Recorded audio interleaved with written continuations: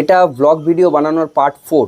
তোমরা ভিডিও বানিয়ে নিলে, তোমাদের কাছে অ্যাক্সেসরিজ সব হয়ে গেল ভিডিওটাকে ভালো বানানোর জন্য। এবার যেটা করতে হবে, ভিডিও এডিটার। তোমরা ভিডিও এডিটার যে কোনো ইউজ করতে পারো তোমাদের ইচ্ছা মতো।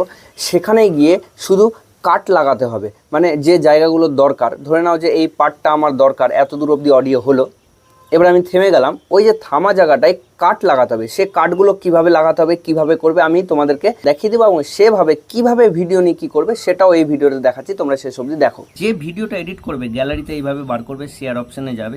শেয়ার অপশানে গিয়ে আমার ভিএন এডিটার আছে, তো আমি ভিএন এডিটারে চলে গেলাম। তারপর সেখানে গিয়ে অটোমেটিক দেখবা এইভাবে ভিডিওটা লোড নিবে, লোড নিয়ে নিয়েছে। এবার এডিট কিভাবে করব, আমি এইভাবে আগাতে থাকবো, আমি শুনতেও থাকবো। ধরে নাও এই যে এখানে আমি স্টপ হয়ে গেছিলাম, তো আমি কি করব, এখানে কাট লাগিয়ে নিব। আর কাট লাগিয়ে এখান থেকে এইটাকে মিলিয়ে দেবো। আর মিলিয়ে দিয়ে এখানে একটা এইভাবে ট্রানজ্যাকশন দিয়ে দেবো। তো এই দেখো, শ্যুট করে নিলে ধরে নাও